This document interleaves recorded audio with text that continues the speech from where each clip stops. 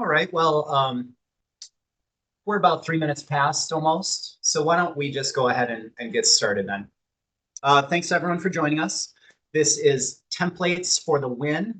And if you are here in this session, then you probably want to automate your environment. You want some kind of simpler configuration management across your networking, whether it's switching or wireless or routing.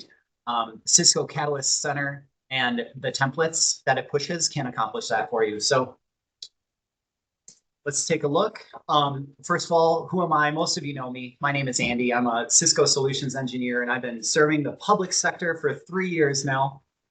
Before coming here, I did try a handful of other careers, but this one takes the cake for sure. I love problem solving.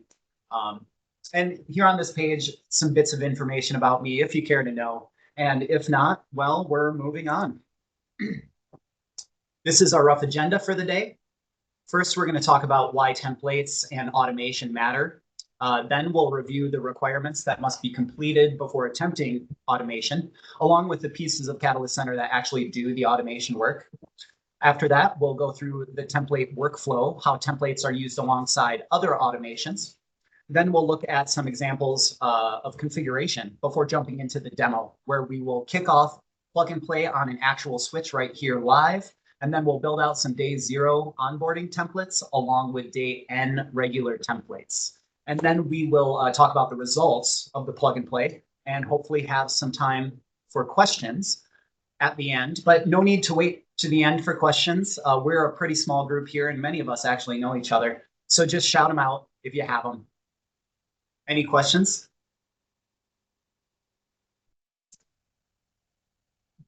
All right, well then let's start with a quick story. So I used to work with a customer where every switch looked about the same, at least on paper. It was the same model. They were all cellular routers, the same site type. They were all mobile buses and the same intent on each one of these routers. And that was to support services like payment, navigation, physical security, and Wi-Fi access for bus customers. But when I actually logged into a single switch on this specific bus or that bus, you know, there were different VLAN names, there were slightly different QoS. Perhaps someone added a line of SNMP on this one, but then forgot a syslog server on that one. And it was nothing like tremendously wrong that would cause like an outage, but nothing was consistent either. And we had a network management solution, but we weren't using it fully. And that's where the operations started to hurt, because the problems weren't with the big changes so much as the tiny differences that the different administrators using these boxes didn't mean to introduce. And those little changes are what actually broke things for us and made troubleshooting a lot more difficult. Now, templates shift us away from that. I call that config by memory because it's basically muscle memory and rote configuration. And templates shift that to config by design. Without templates, the configuration, it lives either in my clipboard or in folders by device name. I did that for a long time. Or I had 20 different tabs open in Notepad++ that I never closed because they were the current configurations. Or even worse, the configuration could live in somebody's brain who left 6 months ago. But templates flip that model. They let us say this, whoa, sorry about that. This is exactly what a branch switch is supposed to be. Or they let us say, this is what we mean by AP access ports. And now that now the network becomes intent driven instead of kind of hero driven. It's not one person that has the knowledge that swoops in and saves the day. It's driven by the configurations that are saved in the platform. And don't get me wrong, I love being a hero. I love swooping in and saving the day with a solution. But ultimately, this is really about scale, even if you're small. I've heard teams say, we don't have 100 sites. Do we really need templates? But scale isn't just about the number of sites and the number of devices. It's also about how you onboard and how often you onboard, how often you make configuration changes, how the configurations are managed, compliance around those configurations, and then how many hands are actually touching the box. And the moment that you have multiple admins with multiple sites, you're already operating at scale. And the templates are what allow us to scale safely. They actually reduce risk before they save time. Most people sell templates as like, oh, it's going to make your day so much faster. It's a speed play. And sure, it'll save time. But the bigger win is in risk reduction. There are fewer one-off configs and fewer surprises during troubleshooting. And then when something breaks, you're no longer asking, well, what did we do on this specific box? Instead, you're asking, how did this drift from the template? And that's a much better question to debug, and it's a much easier problem to solve, the delta off of the template. And Catalyst Center templates, they give you guardrails. They don't give you handcuffs. You don't get locked out of the CLI as long as you manage your access correctly. And it's really about standardization where it matters, but then having flexibility where you need it, because we're still going to have one-off configurations where we need to do that. And this means that you can parameterize the things that vary. We can have a variable for host name that's repeated and changed across switches, but then we can lock down what must not vary, like our AAA configuration, our radius server, or our NTP servers or DNS. So when we talk about why templates matter, it's really this, that the templates take your experience and turn it into consistency. And then they take that consistency and they turn it into confidence. And then the confidence is what results in the speed. And that's where the speed of templates really comes through. Any thoughts?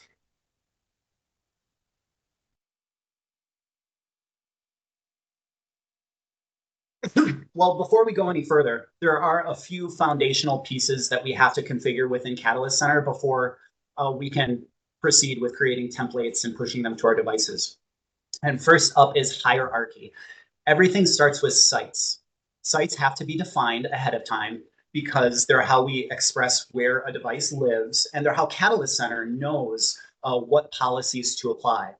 Later on, when we actually assign profiles and templates in the demo, we're actually assigning the profiles to sites, not to individual devices.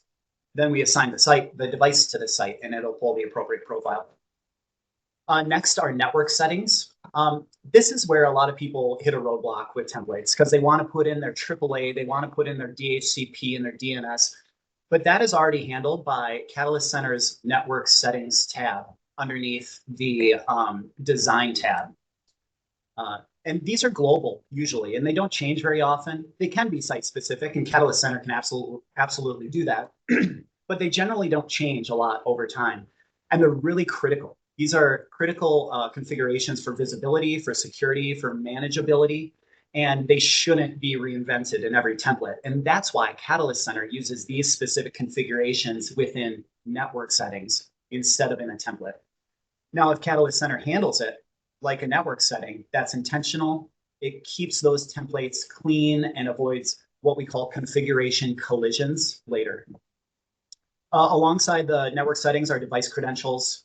Catalyst Center needs to be able to get into this device in order to provision things. We're talking CLI access, we're talking SNMP access, HTTP or HTTPS, and then netconf is recommended as well. CatCenter uses this to discover devices, to provision them, and then also to maintain the ongoing control of these configurations with very minimal human interaction. So if we're trying to take some of the Catalyst Center load off of our plate as administrators, we need Catalyst Center to take over that load. And to do that, it has to be able to log in and control these switches. And then one other requirement is an image repository. And this is because we set the image when we PnP plug and play the devices and bring them on. And that is part of the plug and play process where it will update that switch right to the correct image that we want it to have. And that saves a lot of work on us. And it only takes about 15 minutes for Catalyst Center to do that as part of the workflow for plug and play. So those are the prereqs.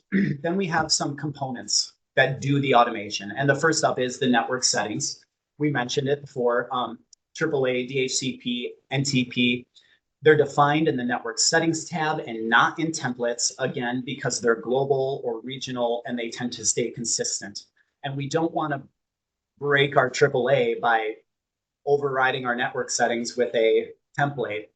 But luckily, Catalyst Center does a lot of checks and validations, and it will actually prevent us from pushing a conflicting command. So next, another automation component is our telemetry.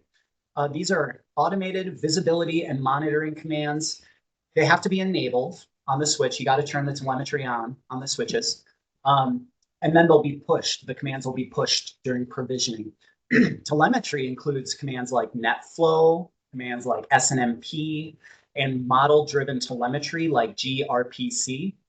These combined together provide Catalyst Center's visibility, also known as assurance. And many of you already provisioned this, and you use assurance, and you actively see data in your health dashboards right now. So then it brings us to the templates. There are two kinds. There's a Day-0 template, which is just enough connectivity to get that device online, establish the connection to Catalyst Center, and allow Catalyst Center to take over. That's what the Day-End template's purpose is. It's not used for anything else besides that. The Day-0 template, I mean to say. Day-End templates are for everything else. So you could have a base config, but you could have a full device config on a Day-End template. You could have port security, access port configurations, whatever you want to do on your switch. It's really done in the Day-End templates. Any questions about the requirements or the components? Next page, let's talk about the workflow for templates. First off, they're modular in construction. On the top left here, you can see this is where the configuration starts. Configurations and scripts fill templates. They're basically a container for configs and scripts or logic with variables where things need to differ between devices. And the templates can do a few different jobs. One, we talk about onboarding of a switch. That's a Day-0 template. Another one is set the baseline configurations, network configurations. We can also do feature-specific configurations and then also device-specific modifications. If you do need that one-off, you can use a template and apply it just to that one device and push that configuration that way.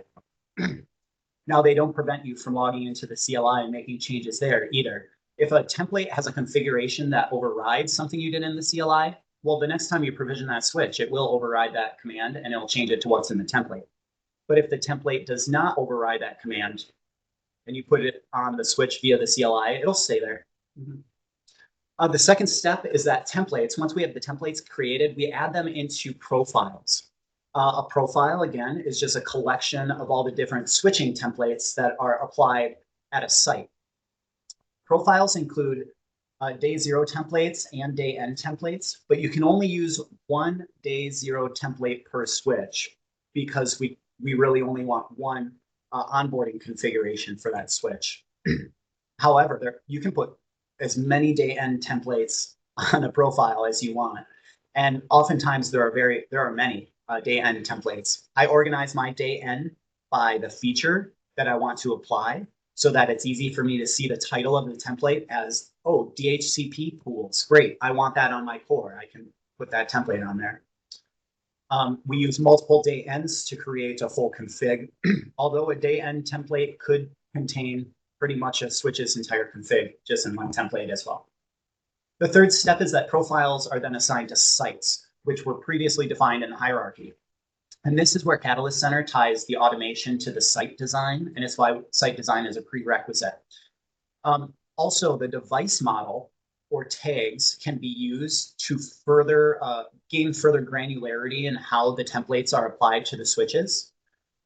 I have a lot of templates that are access port templates. They set up my AP port, make a trunk, put a native VLAN on there for the management for the AP, and I push that out to switches. I don't want that going to my 9500s, my core. I only want that on my access switches. So I can select the 9300 as the device model, and then that template will only apply to that device model. And it's important to remember so that the devices receive the correct templates and that only the intended devices actually receive those templates.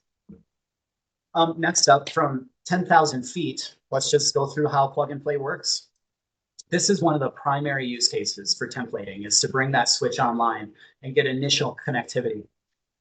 First, the upstream device, it must be configured to provide DHCP services. And within that DHCP, we have a plug and play string that pushes the plug-and-play IP out to the connecting device. This can be done with option 43 that explicitly defines CatCenter's IP address within the string. But it can also be done by resolving a DNS address for PnP server in your domain. Of course, you'd have to build out a record for that in your DNS so that it resolves to the right IP. We can also use our plug-and-play smart account portal. It's a cloud service for plug-and-play. You basically just have to register your devices in your smart portal, and then plug-and-play will reach out to the cloud in order to register the devices with Catalyst Center. The next step in plug and play, we take a blank switch or new out of the box and we plug it in to that upstream port. And this blank switch operates with all ports on VLAN 1. If you don't have a blank switch, you have to clear the configuration. It won't plug and play if there's any configuration on it.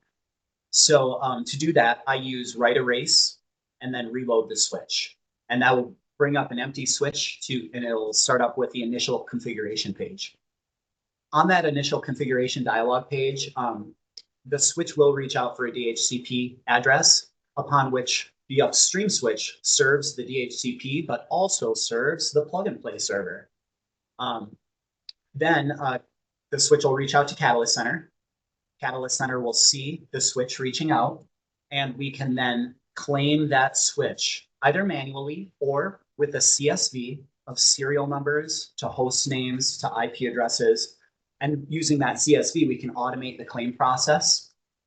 Once we claim the switch, we assign it to a site. Again, sites have profiles. Profiles contain our templates. So when we assign it to a site, that's basically when we're assigning it the templates that it's going to receive. And then once it's assigned to a site, Catalyst Center will just start provisioning. It'll start with the Day-0 template to get connectivity. And then it'll move on to the site-specific templates, the Day-N templates, and it'll push those as well. And with that, the intended configuration comes together, all with very minimal CLI work. The big takeaway is that you're not just pushing configs, you're kind of orchestrating these configs over time, and that Catalyst Center then handles what's pushed and when it's pushed and where it gets applied. And that's what turns these templates into automation and reduces the workload on us. All right, any takeaways, anything that stood out on this page? I had a question about, you mentioned templates as like a full device configuration or templates based on feature. That's one of the things I think I've been kind of wondering about how to get started. What do you see most often? And is there kind of a best practice at all, or is it just, whatever you're comfortable with?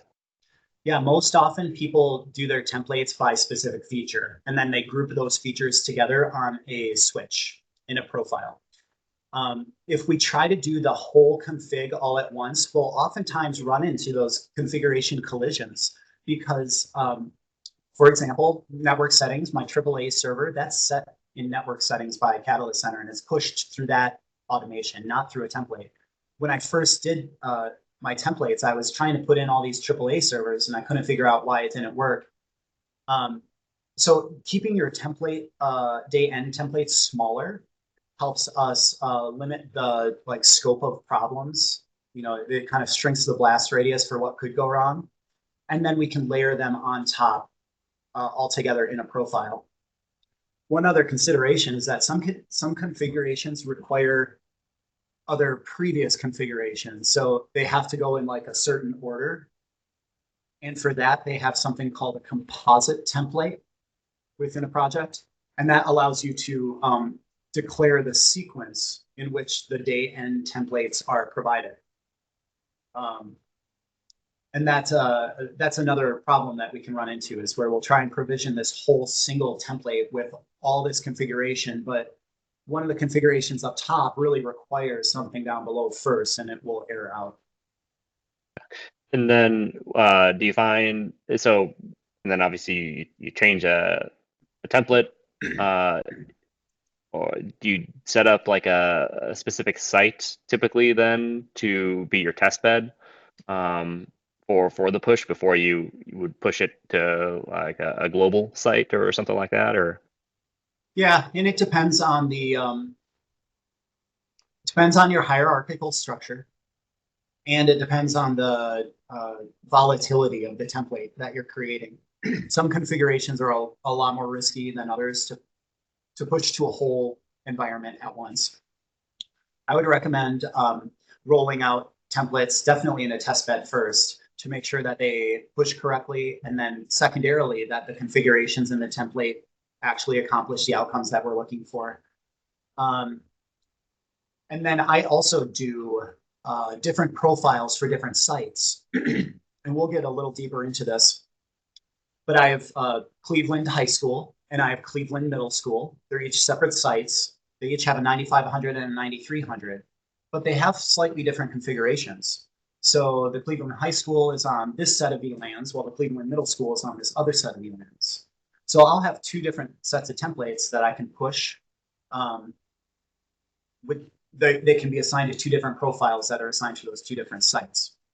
Now that's a more specific granular control of your templating, and it's a good place to start. Once we get comfortable with templates, we can insert all sorts of logic into them. We'll talk about the Jinja and the Velocity engines, which are basically Python and Java engines that can insert if statements and loops so that we can then take that specific template, put variables in it with this logic, and then we can apply it to the global. So I guess the takeaway would be start small with specific templates, probably just using CLI. And then as you get more comfortable with it, you can expand them out to be multi-site templates that use variables. Any other thoughts or questions?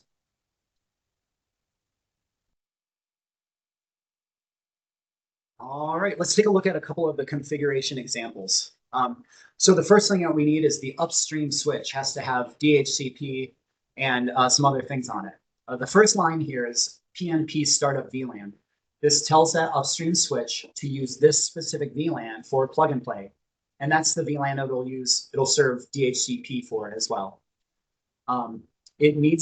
Secondarily, it needs the VLAN that we're using for the plug and play. And generally, the gateway would live on this core switch. After that, we need the DHCP pool. This issues both the IPs and the plug and play server. We define the subnet just like a normal pool, the default gateway. We define the DNS servers, and these are required if you do the DNS resolution plug and play. You could skip that if you do the option 43 plug and play. But I like to put them in there anyway because it's good data to have good. Then we need the domain name as well, also required for plug and play. I like to put in a lease. Mine is just 30 minutes here because I do a lot of testing and I'm taking devices on and off. And then the final command under the pool is the actual option 43 with the string that points to the CatCenter IP. Just quickly breaking down this string, you can see that it has 5A1N. 5A means that it's providing a plug and play DHCP ID. 1N means no plug and play debugging. If it was 1D, we would have debugging enabled. The next bit, token B2, that implies that it's an IPv4 address that's being provided. If it was B3, it'd be an IPv6 address. If it was B1, then we're providing an FQDN, a host name. The K token K4 implies that it's plug and playing using HTTP. So that's the protocol that's using. And then the following, I with my 10.1.10.99, that's my actual CatCenter IP address. J80 means port 80.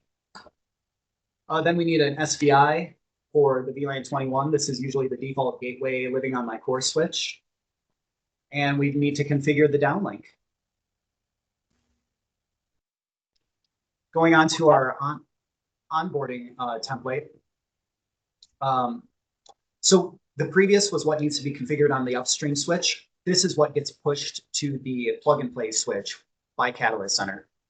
We need to maintain connectivity. That's the primary goal of the Day-0 template, is to get that initial connectivity done. You can see I have the same VLAN, management VLAN. I set an IP address. It received a VLAN 21 DHCP IP address, but I want control over that. So I've explicitly stated this IP. Then we configure the uplink. You can see it matches my downlink on the upstream device. I have a couple lines in here for the console and for VTY. This is for me to maintain access, to just make sure that I have a method list that's being called for my VTY so that I don't get locked out of VTY during the process.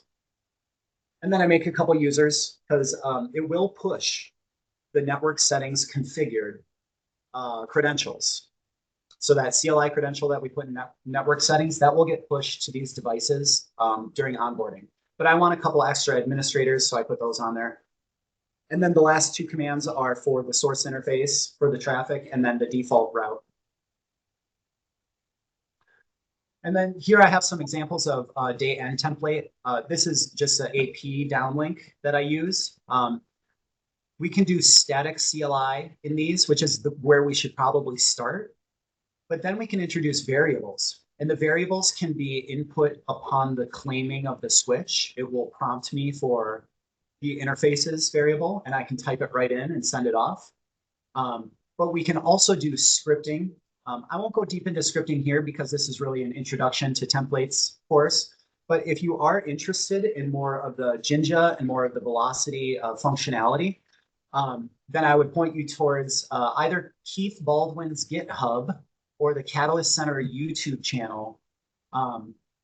They're both excellent resources for the programming side.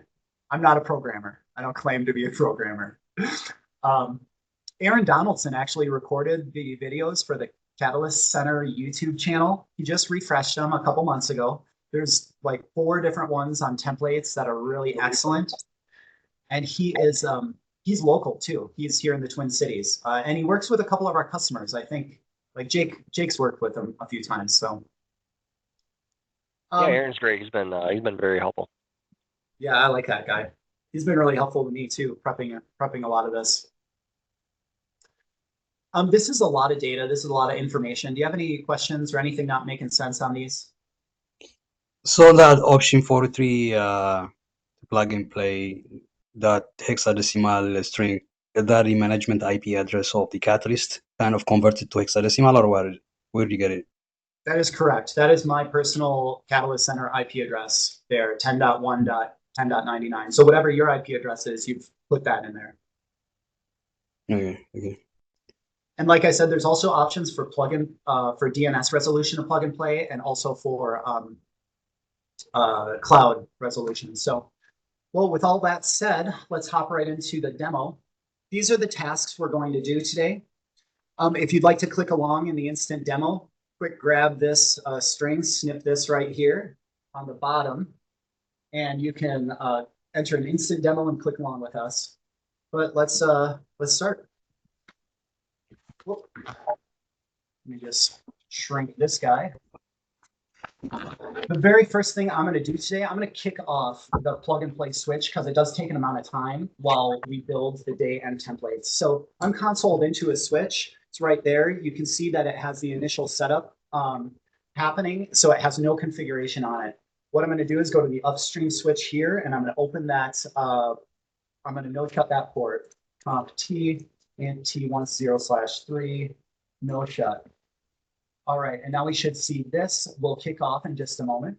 Before it kicks off, though, I want to show you the upstream switch configurations. So first, show run pipe begin VLAN. These are my VLAN pools right here. I have my different VLANs with my pools. 21 is our PnP setup VLAN, and you can see my option 43 configuration string right there. Also want to show you show run pipe include plug and play. I do have this one command telling the switch to use VLAN 21 for the plug and play. And as long as you have your routing and your interface set up, that should all work. And here already we see that it's starting DHCP4 on VLAN 21, and it got the domain name and it got the IP address for the plug and play server. So this is reaching out to Catalyst Center right now. Let's log into Catalyst Center.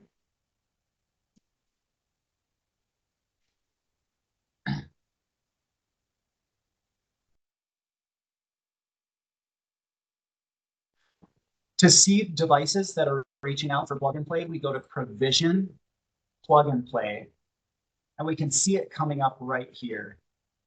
It doesn't have a switch name yet. This will show switch. It is unclaimed. I'm going to go ahead and claim that right away. To claim the switch, we want to give it a name, CMS 9324UX. That follows my naming standard. And we want to assign it to a site. This is going to Cleveland Middle School, where I have my day 0 and day n templates assigned. And then I click next. Here, it shows us that it's going to push 17.18.2 when it pulls the switch in. Luckily, the switch is already running that, so it'll just skip over the upgrade. And then it's going, I have 2 day 0 templates assigned to the site, so it's going to ask me which one I want. Do I want number 4 or number 2? And I'm doing number 4 today. It gives us a brief description of what's happening and the actual template that's being pushed, along with image information down here at the bottom. So we click next, and right here it's going to provision the templates. We just click through and click next. It will have a preview of the total configuration that gets pushed to the device. We can see the device details, the image details, along with a preview of the CLI template again, any network settings that are pushed, and the total day 0 configuration that's pushed. And there is some other stuff that's pushed alongside this that's not in the day 0 template. These are mandatory pushes that come from Catalyst Center. But if you want to change those after the fact, you can use a day n template to overwrite them. So let's claim that real quick. Now this will step through a whole bunch of processes. We'll see the switch name change. We'll see the IP address change to what I set it as. So we see this workflow executing. If we click on the executing workflow, it'll pull up details about the different processes that are happening, whether they succeed, whether they don't. The beautiful thing about Catalyst Center is that it will always tell you what's not working. And then you can dig deep into the details of it to find out where we went wrong. So next I wanted to show the creation of a day 0 template. I've already made a couple that this one is using, but I just wanted to walk through the steps. To create a template, we go to Design, and then we go down to CLI templates.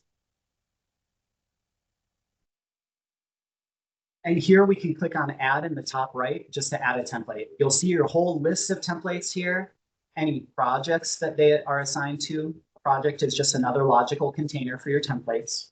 The type of template, the version, the commit state. One note is that day 0 templates are always in the onboarding project. So here we're creating a brand new one. We're going to call it CMS onboarding template. We're going to put it in the project onboarding configuration. Otherwise, it'll be a day n, and we need it to be a day 0. We select the template language. I almost always recommend Jinja. It's just, I'm a little more comfortable with Python than I am with Java. And then we select the software type, XE, add device details. In device details, it's the top level selection is about what type of device this is. And this is currently a switch that we're importing here. So I'll select switches and hubs, and now it shows me all the models. I only want this to apply to my 9300s. So if I put that in there, it'll shrink right down to my 9300s, and I can select that and add it. And now we'll see down here in device details that this only applies to the 9300s. If I wanted to add my 9200s, I can just come into the table, click 92, and add those as well. Be sure to add,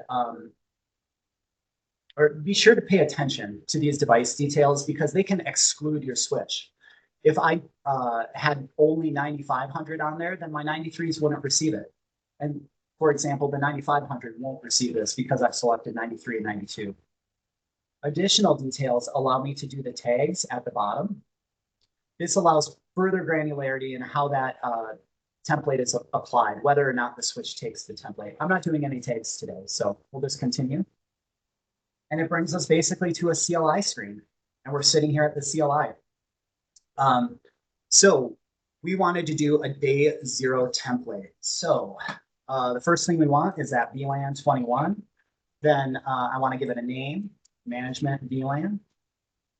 I like to try and use syntax that's as close to the actual running config as possible, just to prevent any typos, any fat fingers or errors. I'm going to give it a SVI.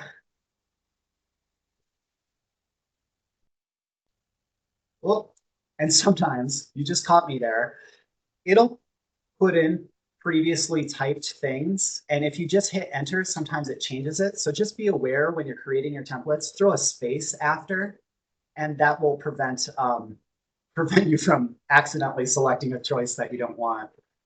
Then I configured the interface, 10 gigabit Ethernet 1/0/3, switch port mode, trunk, switch port, trunk allowed VLAN 21 to 23 and 26, and switch port trunk native VLAN 88. The other things that we definitely needed were the IP HTTP client source interface from that VLAN, and then we need the IP route.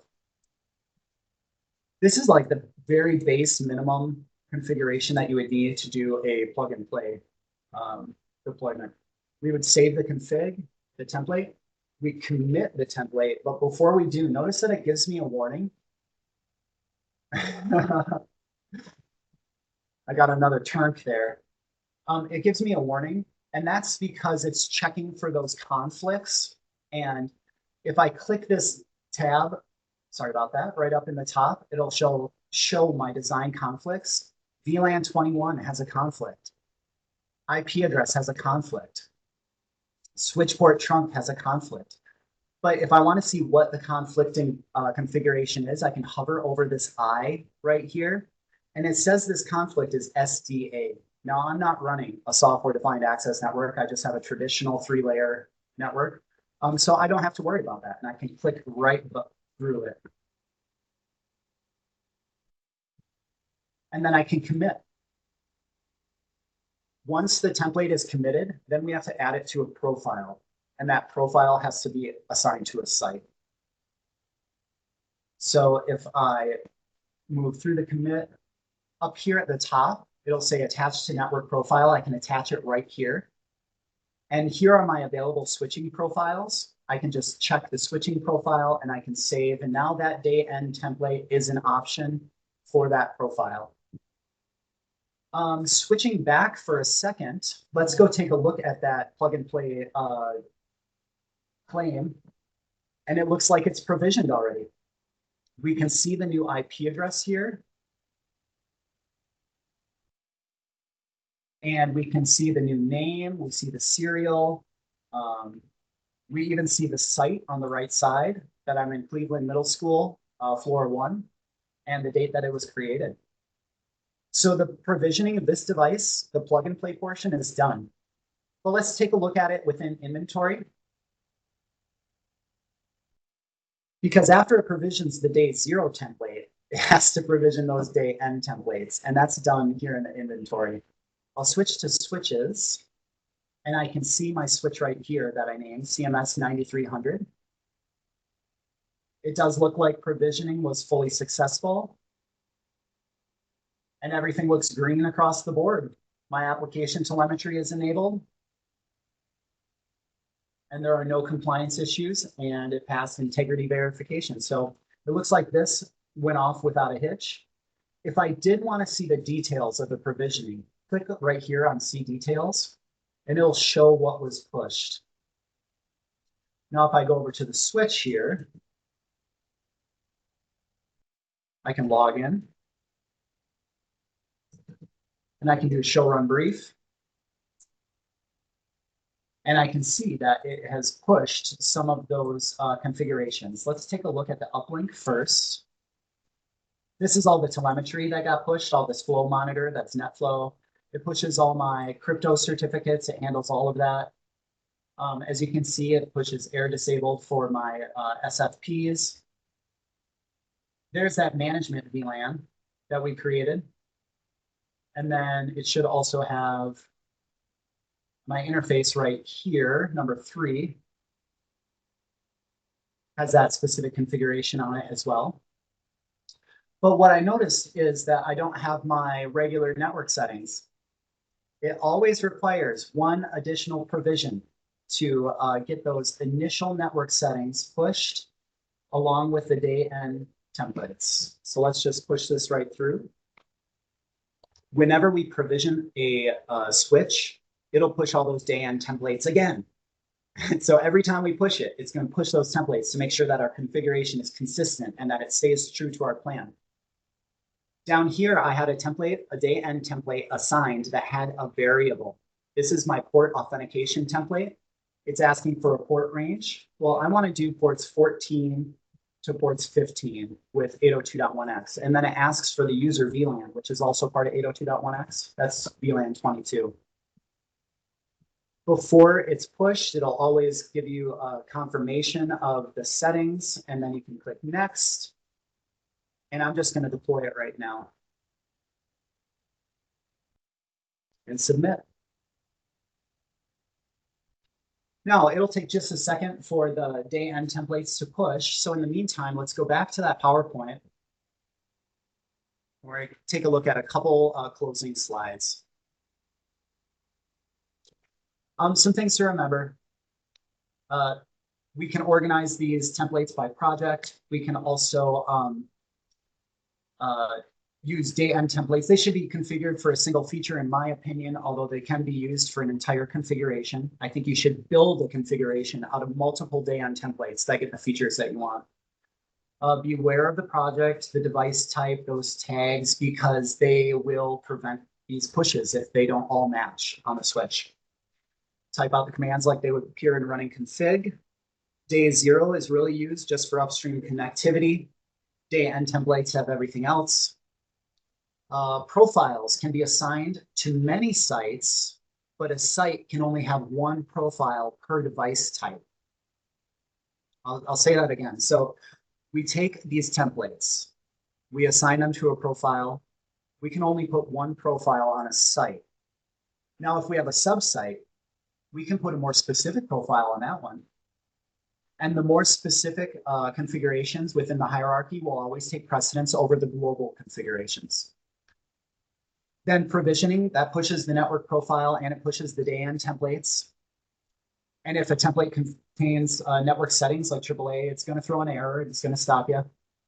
And that there are some other configurations CatCenter pushes that are mandatory that make all of the automation work. Let's take one last look at this switch and see if the network settings pushed. Show run AAA. And here I see all of the DNAC pushed network settings right here. This VTY author, DNAC. I want to see if that AAA pushed as well. So let's do a show run. Whoops. It's still pushing here. Show run int T10/14. And here we go. This was the contents of my AAA day-end template right there. So it did successfully push, and we still see communication with CatCenter happening here. All right, last slide. Resources. This slide is full of super useful things that helped me build this presentation and helped me successfully do templates in my lab. Keith Baldwin is the template king. That site has so much great information. I highly recommend it. It's my #1 resource that I used. Down below that, the CatCenter YouTube videos that I mentioned Aaron Donaldson does, those were really valuable as well. And at the very bottom, I do have the official documentation on templates from the admin manual. So any questions? From the demo we just went through, it looked like you on your Day-0 template you assigned an IP address. Now, typically, if you're doing a bunch of plug and play devices, you're going to have different IP addresses. So typically, that'd be a variable. Is that correct? Yeah, and it can be done with the CSV as well. So a variable is one way to accomplish that. And then another is the CSV device template file. This is the CSV itself. Line 16 here shows our categories. So let's just pop that out. Make these all a little bigger. If you use this CSV, it will automatically use the IPs that are listed in your management IP. Of course, you have to be careful about your VLAN and the interface. But also, as you said, Chris, you could do it with a variable that you could enter manually as you claim each switch, or you could also script it using Jinja or Velocity. Any other comments or questions?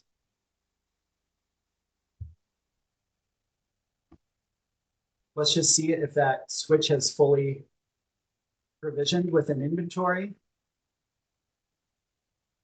And then,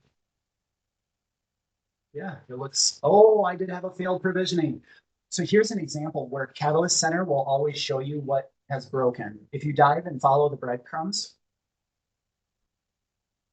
I can see that I had a configuration that did fail. And it was my native VLAN 21 command that it didn't like. Oh, no, it's actually because I forgot the word trunk. I forgot the word trunk. All right. Well, if there's no other questions, I just want to thank everybody for coming today. I'll send out a recap video of this afterwards, along with some research that I do on those questions that were submitted. And if anything comes up in the meantime, reach out. I'm always here.